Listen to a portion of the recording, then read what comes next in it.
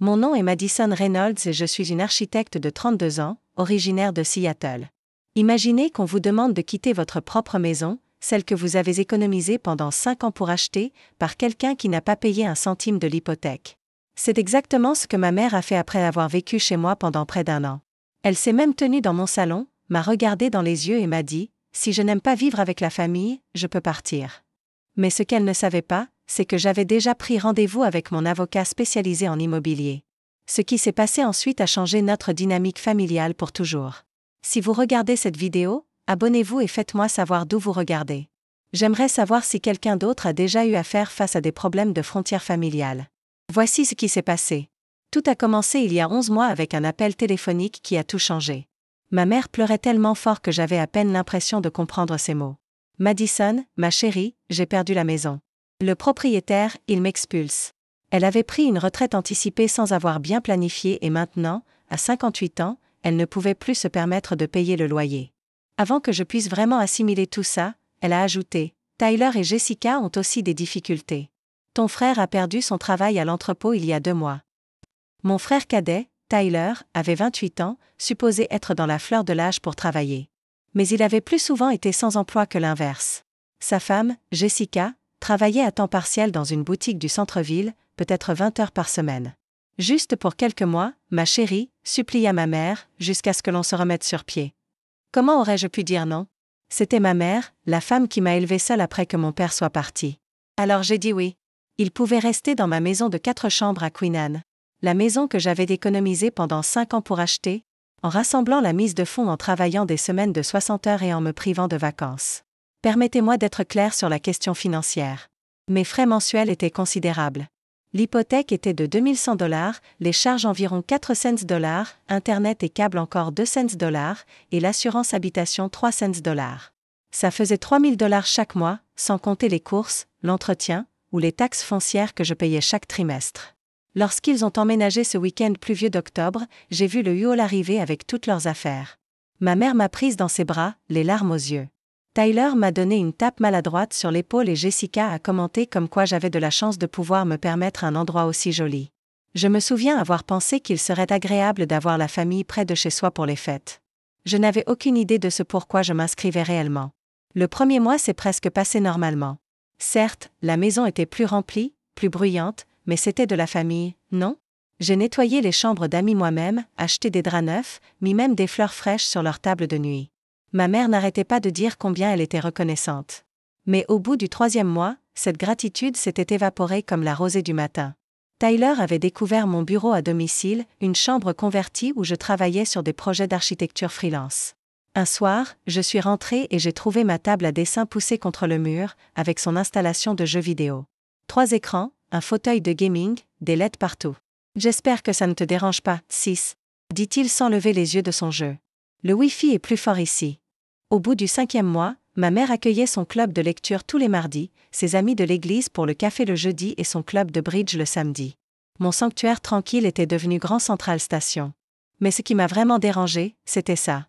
Je cuisinais chaque soir pour 4 personnes après des journées de travail de 10 heures. J'envoyais des textos pour savoir ce qu'ils voulaient du magasin, et les listes ne cessaient de grandir. Côtelettes de bœuf, légumes bio, ce café cher que ma mère aimait. Pas une seule fois personne n'a proposé de partager la facture des courses. Pas une seule fois. Les colis ont commencé à arriver au 6e mois. Chaque jour, la sonnette de la porte sonnait pour des livraisons pour Jessica.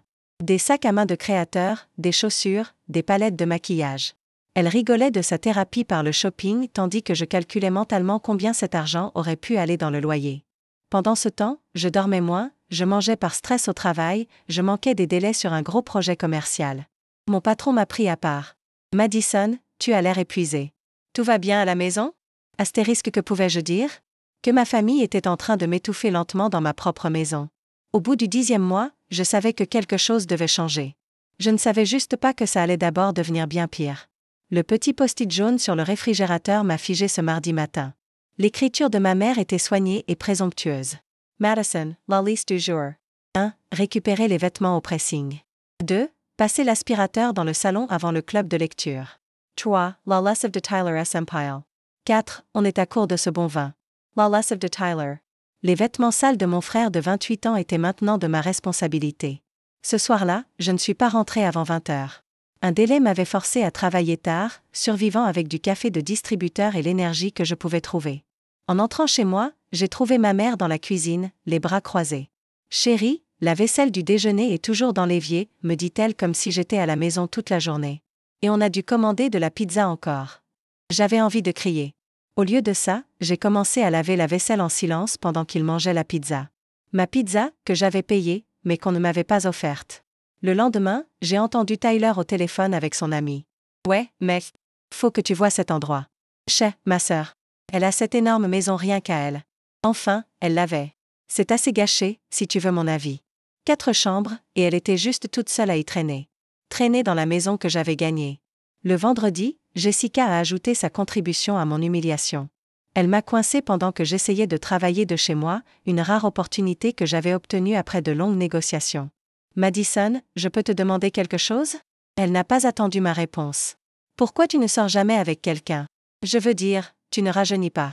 Et peut-être que si tu n'étais pas aussi exigeante, tu aurais quelqu'un avec qui partager tout ça. » Exigeante parce qu'exiger un minimum de respect dans ma propre maison faisait de moi une personne difficile. Cette nuit-là, j'ai fixé ma déclaration d'hypothèque, voyant les $100 de plus que je payais seule chaque mois. 3 jours plus tard, j'ai essayé. Vraiment, j'ai essayé d'aborder cela délicatement. Après le dîner que j'avais naturellement préparé, j'ai toussé pour m'éclaircir la gorge. « Cela fait presque 1 an que vous êtes tous emménagés », j'ai commencé doucement. Peut-être devrions-nous parler de la suite des choses. J'ai trouvé de jolis complexes d'appartements à proximité. Le visage de ma mère s'est immédiatement décomposé. Les larmes sont arrivées vite. « Bien joué. Je n'arrive pas à croire que tu comptes les mois, » sanglota-t-elle. « Après tout ce que j'ai sacrifié pour toi. J'ai travaillé 2 emplois pour te payer tes études, Madison. J'ai fait des sacrifices pour que tu aies tes tuteurs, tes préparations au SAT, tes visites universitaires. » La culpabilité m'a frappé comme un poids physique sur la poitrine. Tyler est intervenu, sa voix pleine de mépris. « Wow, sus. Vraiment wow. Maman galère et toi, tu vérifies le calendrier. C'est froid. C'est carrément sans cœur, en fait. C'est ça, ce que la famille fait pour la famille, » ajouta Jessica, en frottant l'épaule de ma mère. C'est ce que font les familles normales. Elles ne mettent pas de calendrier sur l'amour. Ma mère a levé les yeux à travers ses larmes. « Ton père nous a quittés, Madison. Je pensais que tu étais différente. Je pensais que tu comprenais ce que signifie la famille. » Ces mots étaient chirurgicaux, faits pour couper profondément. Papa nous a quittés quand j'avais 12 ans. Elle savait que c'était ma plus grande blessure. « Je suis désolée », je m'entendis dire. « Tu as raison. Je suis désolée. Oublie que j'en ai parlé. » Tyler sourit en coin. Les larmes de ma mère se sont séchées remarquablement vite. Jessica est retournée à faire défiler son téléphone. Cette nuit-là, je suis restée assise dans ma voiture, dans mon propre allée, à pleurer. Pas les douces larmes que ma mère savait faire à volonté, mais des sanglots laids, bruyants, qui me faisaient mal à la poitrine. Je me sentais piégée dans ma propre vie, payant pour le privilège d'être malheureuse. Mais même alors, assise dans cette voiture noire, quelque chose commençait à changer en moi. La question était, que faudrait-il pour finalement craquer ? Mon écran d'ordinateur brillait avec des chiffres qui me faisaient chuter l'estomac. Compte d'épargne, $2247. Il y a 3 mois, il était à $11 000. Les factures mensuelles m'écrasaient. Au-delà des $3000 de frais fixes, les courses pour 4 personnes coûtaient encore $500. Les prescriptions de ma mère qu'elle avait oublié de transférer à son assurance. Les réparations d'urgence de la voiture de Tyler. Les achats nécessaires de Jessica qui se retrouvaient sur ma carte de crédit. En tout, je perdais $3500 chaque mois alors que mon salaire net était de $5200. Les calculs étaient simples et terrifiants. Madison, tu es l'air fatigué. Mon patron Richard a dit lors de mon évaluation. Top performance shoot. Le projet du Waterfront Plaza a eu 3 demandes de révision ce mois-ci seulement. Cela faisait 6 ans que je travaillais chez Steinberg Architecture, gravissant lentement les échelons pour devenir architecte senior. Maintenant, je faisais des erreurs de débutant parce que je ne pouvais pas me concentrer, je ne pouvais pas travailler tard, je ne pouvais pas prendre les projets très visibles qui menaient aux promotions. Je gère des problèmes familiaux. J'ai répondu. Richard a lentement hoché la tête. Je comprends que la famille passe en priorité, mais il faut que je sois transparent. Nous allons promouvoir quelqu'un en architecte senior le trimestre prochain. C'était toi, mais il s'est arrêté, l'implication était claire. Cet après-midi-là, j'ai vu mon collègue Brendan se voir attribuer le projet d'expansion du campus Microsoft, le projet que j'avais courtisé pendant 2 ans. Il avait commencé 6 mois après moi, mais il pouvait travailler le week-end, assister au dîner client le soir, aller à des conférences. Mon téléphone a vibré. Un texto de ma mère. On n'a plus de café, prends celui de qualité.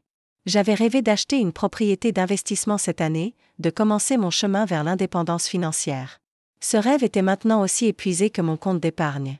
Au lieu de cela, je subventionnais 3 adultes qui semblaient penser que j'étais leur guichet automatique personnel et leur femme de ménage. Quelque chose devait céder. Je ne savais juste pas que ce serait moi. Je suis désolée, je ne peux pas ce week-end, ai-je dit à mon amie Sarah pour la 3e fois. La maison est juste compliquée en ce moment. Sarah voulait venir pour notre soirée mensuelle de vin. Mais comment lui expliquer que mon salon était perpétuellement occupé par les amis de ma mère, ou que Tyler ferait inévitablement des remarques inappropriées, ou que Jessica jugerait tout ce que ça rapportait. Ma maison avait cessé d'être la mienne de façon que je n'avais pas anticipée. Les meubles étaient réarrangés chaque semaine selon les caprices de ma mère. Mon esthétique minimaliste était enfouie sous ses napperons, ses fleurs artificielles et ses anges en céramique qu'elle collectionnait. Elle avait accroché ses aquarelles amateurs au-dessus de mes impressions architecturales encadrées professionnellement. « Chérie, il fallait un peu de chaleur », m'a-t-elle expliqué, en me tapotant la joue comme si j'avais 12 ans. Tyler avait transformé mon garage en atelier. L'espace où j'avais prévu de ranger mon kayak et mes vélos était désormais encombré de ordinateurs à moitié réparés et de pièces de voitures mystérieuses. Des taches d'huile décoraient le sol en béton. Juste quelques projets, m'avait-il dit il y a 6 mois. Même ma routine matinale avait disparu. Plus de café tranquille sur la terrasse. Ma mère était toujours là avec Fox News qui hurlait sur son iPad. Plus de bains du soir. Jessica frappait à la porte après 15 minutes parce qu'elle avait besoin de sa routine de soins de la peau. Ta maison est toujours aussi animée maintenant, a observé ma voisine, Madame Chen, d'un ton bienveillant. Toutes ces voitures dans l'allée, très différents d'avant. Différent, c'était un mot pour ça. Je me suis tenue dans ma propre chambre principale, le seul endroit qui m'appartenait encore, et j'ai réalisé que je vivais comme une invitée qui payait toutes les factures. La maison pour laquelle j'avais tant travaillé était devenue une prison avec une politique de porte ouverte pour tout le monde sauf moi.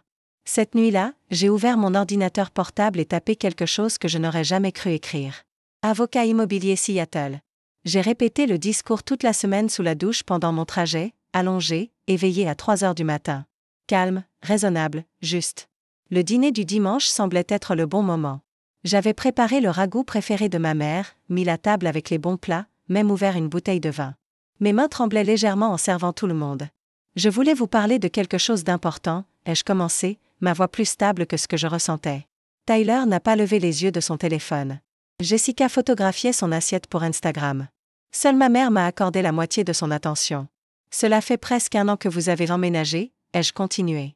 Je pense qu'il est temps que nous fassions un plan pour que vous trouviez votre propre logement. Silence.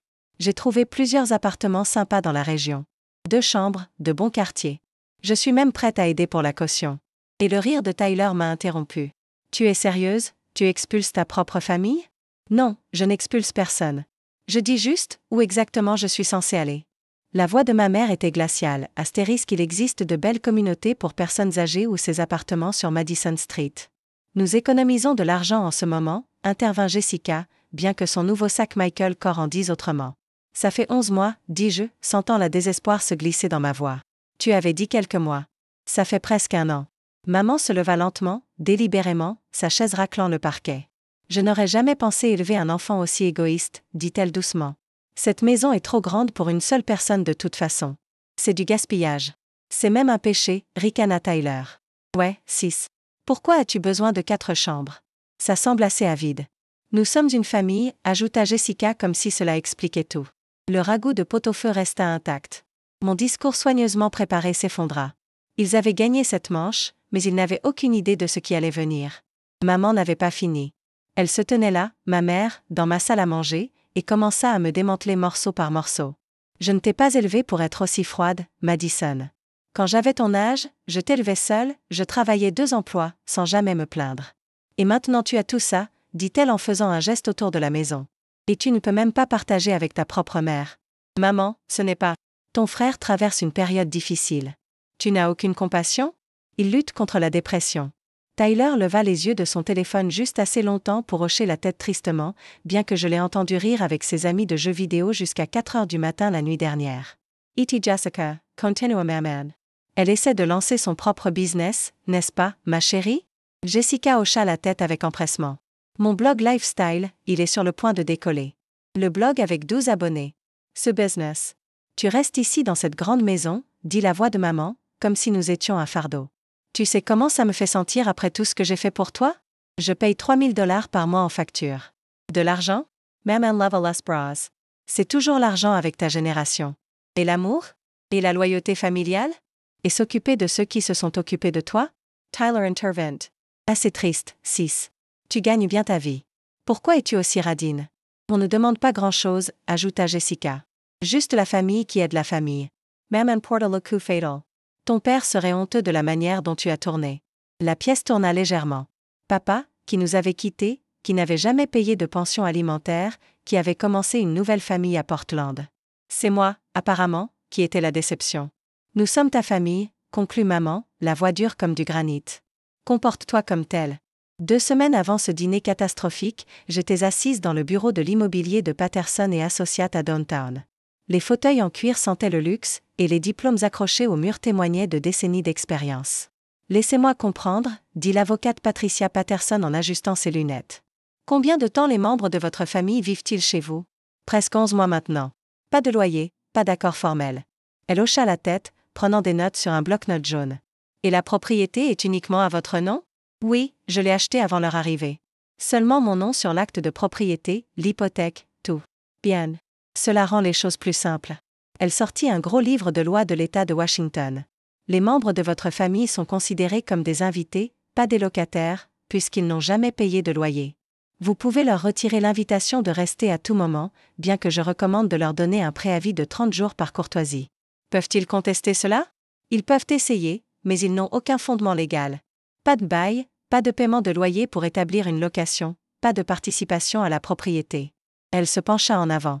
Mademoiselle Reynolds, vous avez des droits absolus en tant que propriétaire unique. La loi est entièrement de votre côté ici. Elle me tendit sa carte de visite. Un papier premium avec des lettres en relief. Quand vous serez prête à procéder, appelez-moi. Je peux rédiger les avis en 24 heures et même servir de témoin si nécessaire. J'avais rangé cette carte dans mon portefeuille, pensant que je n'en aurais jamais besoin.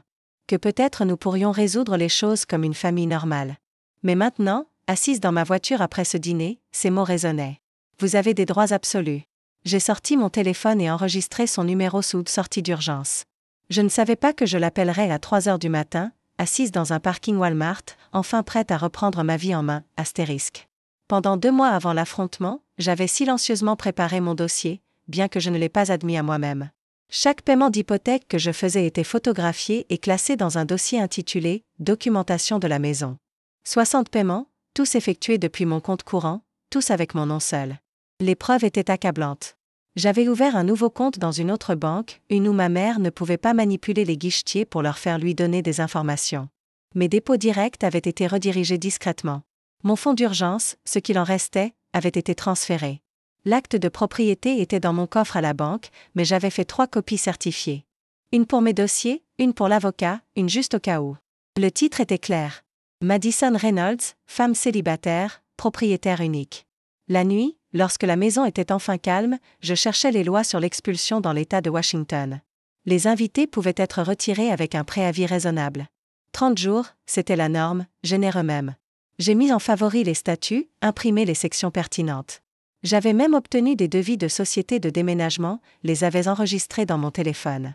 3 entreprises, différentes options de forfait, toutes disponibles sur préavis car je savais que si je leur demandais de partir, je devais être prête à les aider à s'en aller. La préparation ressemblait à une trahison et à de l'autopréservation en même temps. Chaque document que je collectais était un petit acte de rébellion contre la culpabilité qu'il m'avait infligée. « Pourquoi es-tu si secrète dernièrement ?» m'avait demandé maman une fois, en me surprenant à fermer rapidement mon ordinateur portable. Juste des trucs de travail. J'avais menti. Mon Kerbat et Lachamad. Mais ce n'était pas le travail. C'était mon plan d'évasion. Méticuleusement documenté et juridiquement à l'épreuve des balles. J'en avais fini d'être une victime dans ma propre maison. Les papiers dans mon coffre à la banque n'étaient pas juste des documents. C'était ma déclaration d'indépendance. Si vous avez déjà eu l'impression d'être un étranger dans votre propre maison ou d'avoir des membres de la famille qui ne respectaient pas vos limites, cliquez sur le bouton « J'aime ». Je sais que cette histoire peut être déclenchante pour certains d'entre vous qui ont vécu des situations similaires. Commentez ci-dessous si vous pensez que j'ai été trop patiente. Aurais-je dû m'exprimer plus tôt? Et partagez cette vidéo avec quiconque a besoin d'entendre qu'il est normal de poser des limites avec la famille. Continuons. Maman n'avait pas fini son attaque. Après m'avoir traité d'égoïste, après avoir invoqué mon père absent, elle porta le coup fatal. Si tu n'aimes pas vivre avec la famille, dit-elle, chaque mot délibéré et tranchant, alors tu peux partir. Les mots restèrent suspendus dans l'air comme un défi. Tyler éclata de rire. Jessica souriait derrière son verre de vin. Excuse-moi, quoi? J'ai réussi à dire. Tu m'as bien entendu. Maman se rassit, s'installant dans ma chaise de salle à manger comme une reine sur son trône. Si tu es si malheureuse avec l'arrangement, tu es libre de partir. Tyler et Jessica peuvent t'aider avec les factures. Tyler hocha la tête avec empressement. Ouais, je commence ce bootcamp de codage le mois prochain. J'aurai un job en un rien de temps. Le bootcamp de codage qu'il avait commencé à dire qu'il commencerait le mois prochain depuis 6 mois. C'est ma maison, dis-je doucement. C'est maintenant une maison familiale, corrigea maman. Pas seulement la tienne. Nous sommes ici depuis 1 an. Nous en avons fait un foyer. Un vrai foyer avec des repas familiaux et de la chaleur. Quelque chose que tu n'as jamais réussi à avoir seule. Jessica ajouta son poison. Peut-être que tu pourrais avoir un studio en ville, plus proche de ton travail, plus approprié pour une femme seule. Approprié pour une femme seule dans ma propre maison que j'ai achetée avec mon propre argent. Nous prendrons bien soin de l'endroit, proposa Tyler magnanimement. Mieux que toi, honnêtement. Tu n'es jamais là de toute façon. Je me levai lentement, mécaniquement. Mes mains ne tremblaient plus. Quelque chose en moi était devenu très calme, très froid. Où vas-tu? Appela maman alors que je me dirigeais vers les escaliers. Pour faire mes valises. Dis-je sans me retourner. Ne sois pas dramatique, Madison. Mais je ne faisais pas de drame. C'en était fini. Il voulait que je parte. Très bien, mais il n'avait aucune idée de ce qu'il venait de déclencher. Je n'ai pas claqué les portes, je n'ai pas crié, je ne leur ai pas donné la satisfaction de me voir craquer. Dans ma chambre, je bougeais avec une précision robotique. Portefeuille, téléphone, ordinateur portable, clé de voiture, un change de vêtements dans mon sac de travail, la carte de crédit d'urgence que je gardais cachée, la clé de mon coffre à la banque * Madison. La voix de maman monta depuis les escaliers. Arrête d'être enfantine. Je passai devant elle sans dire un mot. Devant Tyler, qui était déjà de retour avec son casque de jeu. Devant Jessica, qui prenait des selfies avec son verre de vin. Où vas-tu? Exegia Merman. Tu m'as dit de partir, répondis-je simplement. Alors je pars. Je ne voulais pas dire. Madison. Ne sois pas ridicule. Mais j'étais déjà à la porte, ma porte, celle de ma maison, que je quittais parce que ma propre mère me l'avait dit. Madison Elizabeth Reynolds, tu reviens ici tout de suite. Je me retournai pour la regarder une dernière fois. Maman, tu as bien fait comprendre que cette maison est maintenant la tienne. Profitons. La porte se ferma avec un léger clic. Pas de drame, pas de scène, juste fini. Je restai dans ma voiture pendant 30 secondes, moteur allumé, attendant de voir si quelqu'un viendrait après moi. La lumière du Porsche ne vacilla même pas. Personne ne vint. Je roulai jusqu'au parking de Walmart sur Aurora Avenue. Il était bien éclairé, avec des caméras de sécurité, assez sûr. Je me garai entre 2 camping-cars et éteignis le moteur. 21h47, j'étais sans abri par choix, assise dans ma Mazda payée pendant que 3 adultes occupaient ma maison de $650 000. Mais pour la première fois en 11 mois, je pouvais respirer. Et plus important encore, je pouvais planifier. À 3h du matin, le plan commencerait. Tu peux croire qu'elle m'a dit de quitter ma propre maison, celle que j'ai payée? À ce point de l'histoire, qu'auriez-vous fait? Auriez-vous appelé la police, consulté un avocat, ou fait autre chose? Laissez vos pensées dans les commentaires. Je lis chaque message. Et si vous n'êtes pas encore abonné, appuyez sur le bouton d'abonnement et sur la cloche pour ne pas manquer ce qui se passera ensuite. C'est là que les choses deviennent vraiment intéressantes. À 3h du matin, le parking de Walmart était calme, à part les camions qui livraient des marchandises. J'ouvris mon ordinateur portable, le connectant au point d'accès de mon téléphone. Il était temps de transférer la couronne. Le site web de Seattle City Lights SE Charhaya and Premier. Grâce au compte en ligne que j'avais créé des années auparavant, changer le titulaire du compte fut étonnamment simple. Barbara Reynolds, TopIJE. Même adresse de service. Date d'effet, demain, 8h. Mise à jour du titulaire du compte réussi. L'écran le confirma. Suivant. Seattle Public Utilities. Eau, égout, ordures. Barbara Reynolds. Soumettre. Comcast était plus compliqué. Je ne pouvais pas juste le transférer. Maman n'était pas cliente actuelle, alors j'ai plutôt planifié une annulation de service. À partir de demain à midi, qu'ils trouvent comment avoir leur propre Internet. L'association des propriétaires arriva ensuite. Je me connectai à leur portail et mis à jour le contact principal. Barbara Reynolds recevra désormais tous les avis concernant l'entretien de la pelouse, les réunions de la Shoah et ses notes passivement agressives sur le placement des poubelles. Chaque email de confirmation était comme lâcher un poids que je portais. La preuve que j'avais fini de subventionner leur style de vie. Puis je me rappelais quelque chose de délicieux. Il y a 5 ans, quand le crédit de ma mère avait été détruit après sa faillite, je l'avais ajoutée comme utilisatrice autorisée sur mes comptes de service public pour l'aider à reconstruire. Elle pourrait reprendre les comptes, mais elle devrait se qualifier sur son propre crédit et payer les dépôts. J.E. Sortis le contact de Patricia Patterson et Tapaya en texto. Je suis prête. Peut-on se rencontrer aujourd'hui? Peut-on? Sa réponse arriva à 6h47. Mon bureau, 15h. Apporte l'acte de propriété. Je conduisis à la banque à 9h, à l'ouverture, récupérai l'acte de propriété de mon coffre, et fis une autre copie chez FedEx. Ensuite, je restai dans ma voiture et fis quelque chose que je n'avais pas fait depuis des mois. Je souris. Le bureau de Patricia Patterson était un sanctuaire d'autorité juridique. Elle examina mes documents avec la précision d'un chirurgien. L'acte est clair. Les paiements de l'hypothèque sont tous venus de ton compte. Excellente gestion des dossiers. Elle leva les yeux. Tu as rendu ça très simple. Qu'est-ce qui se passe ensuite? Je vais préparer un avis formel de quitter les lieux. 30 jours, c'est généreux pour des invités.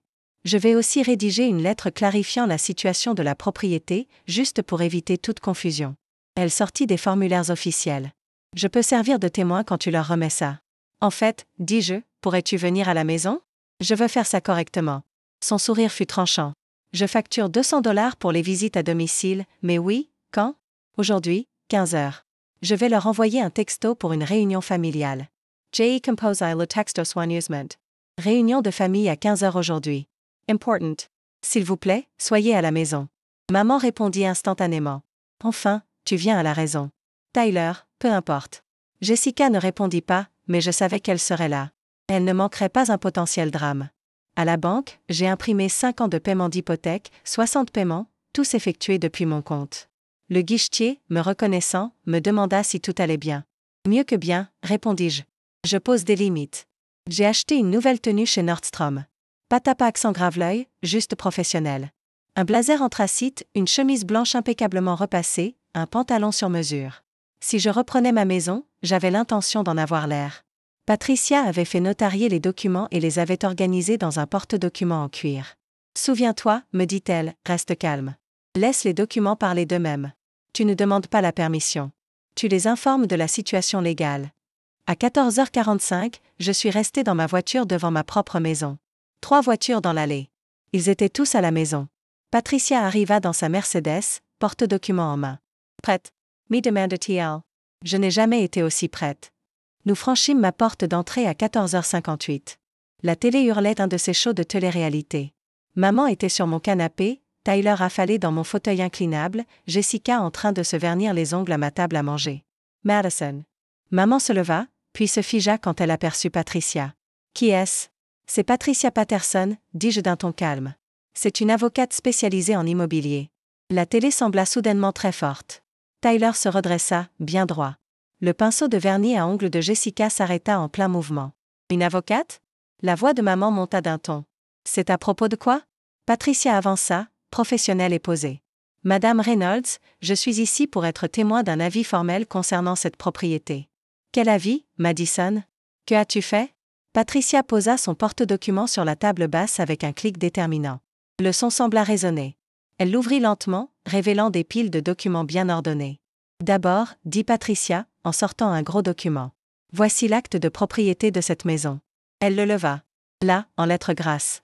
Madison Reynolds, femme célibataire. Cette maison est entièrement la propriété de Madame Madison Reynolds, poursuivit Patricia. Elle l'a achetée il y a 5 ans, avant que l'un d'entre vous n'y emménage. Tyler essaya de rire. On sait que c'est sa maison. Et alors? Alors, dit Patricia en sortant le document suivant. En tant que propriétaire unique, elle a le droit de décider qui vit ici. Maman s'affaissa sur le canapé. Madison, arrête cette absurdité tout de suite. Mais Patricia n'avait pas fini.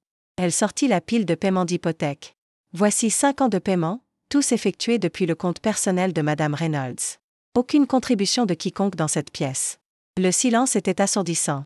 Même la télé semblait plus silencieuse. Je suis ici pour être témoin de la remise d'un avis formel, annonça Patricia.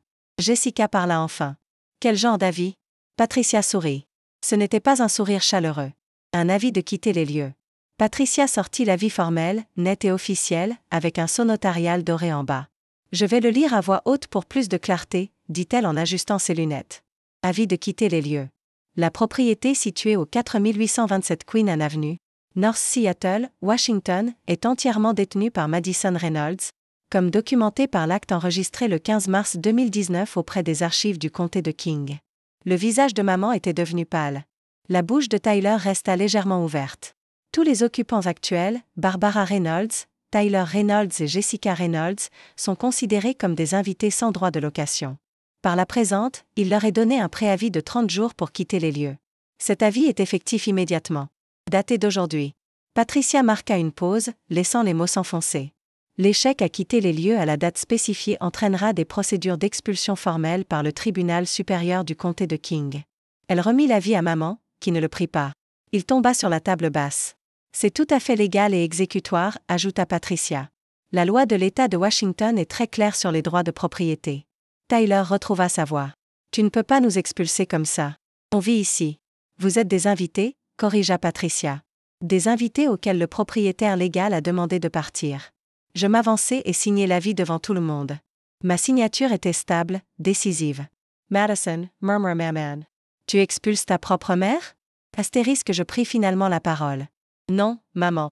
Je mets fin à ton statut d'invité tout comme tu as mis fin au mien hier soir quand tu m'as dit de quitter ma propre maison. Patricia sortit 3 autres copies.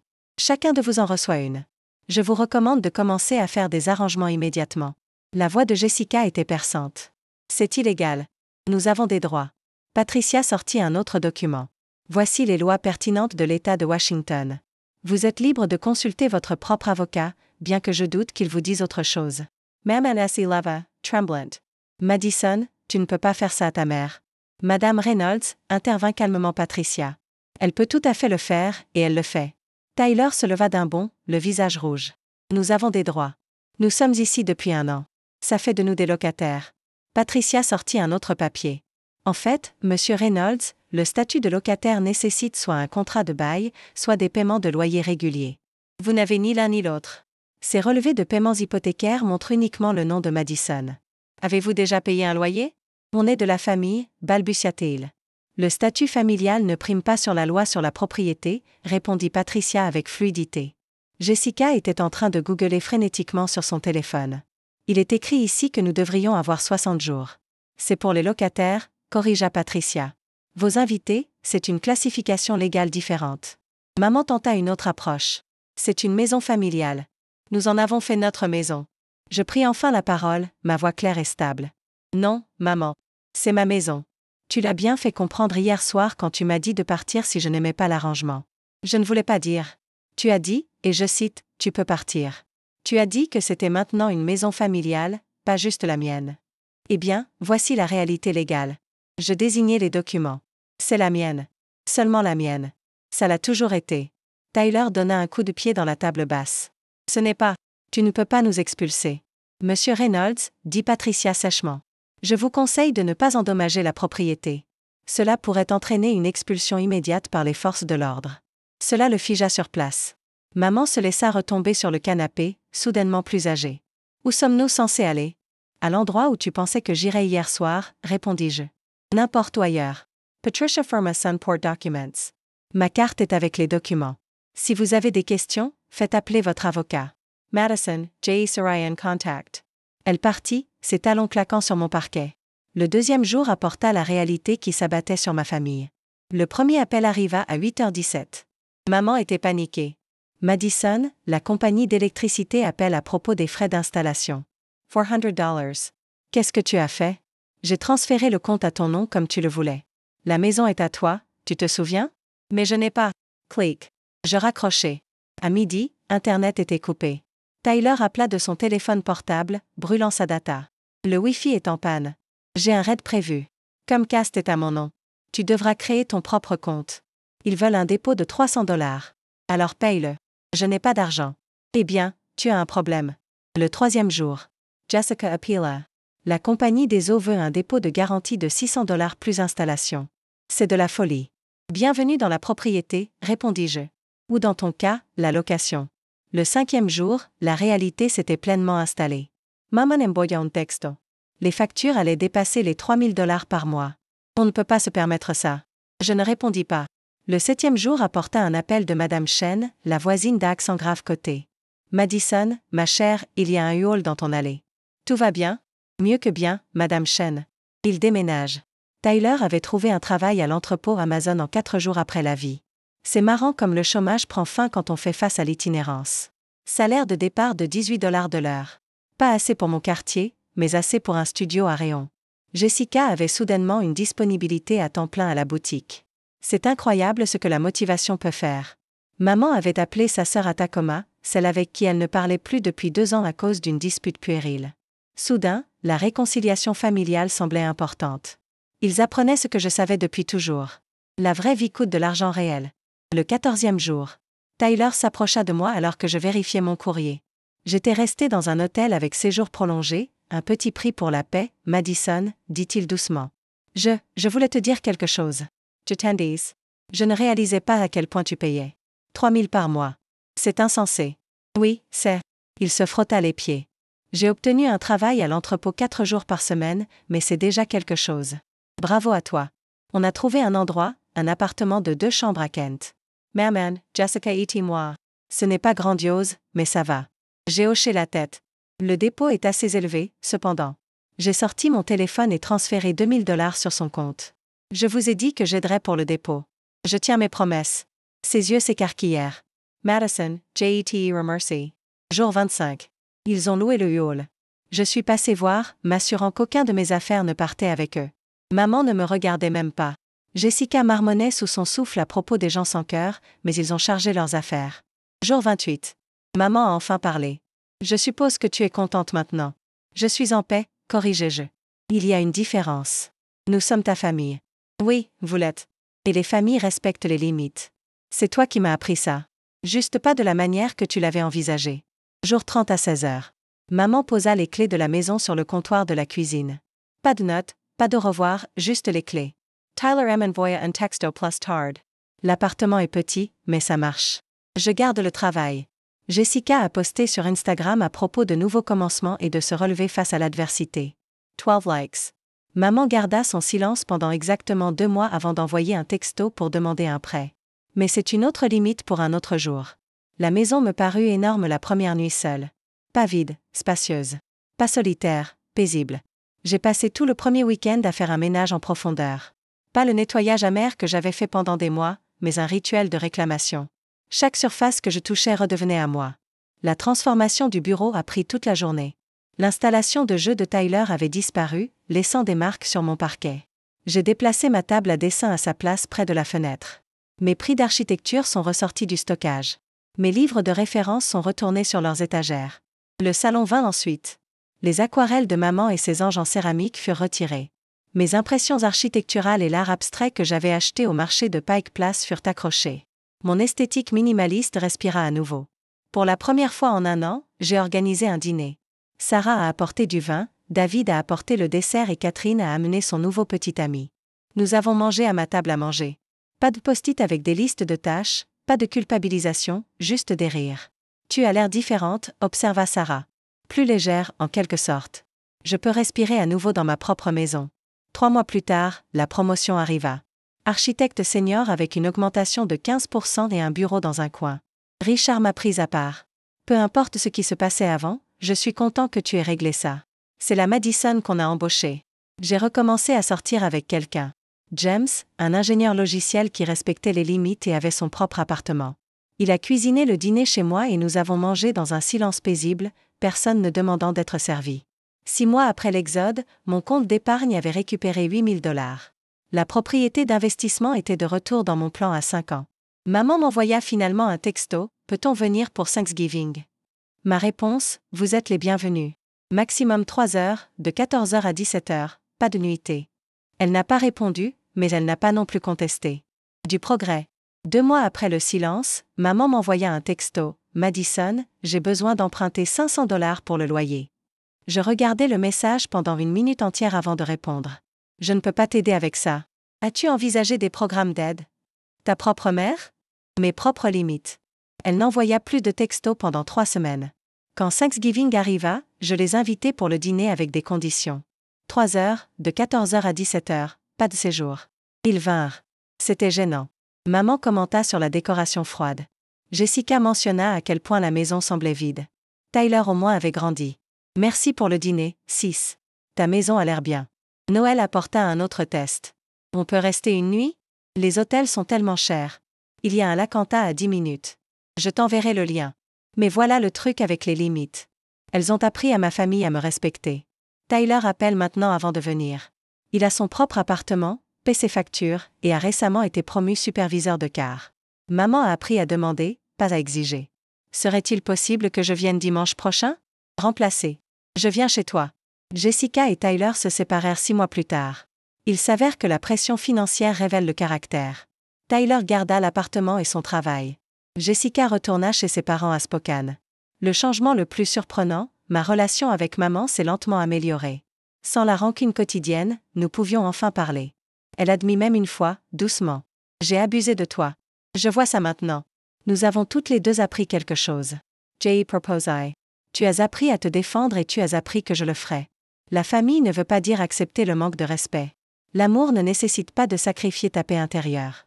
Et parfois, la chose la plus gentille que tu puisses faire, c'est de montrer aux gens exactement où est la ligne, même si tu dois le faire avec des documents juridiques. Merci beaucoup d'avoir regardé mon histoire.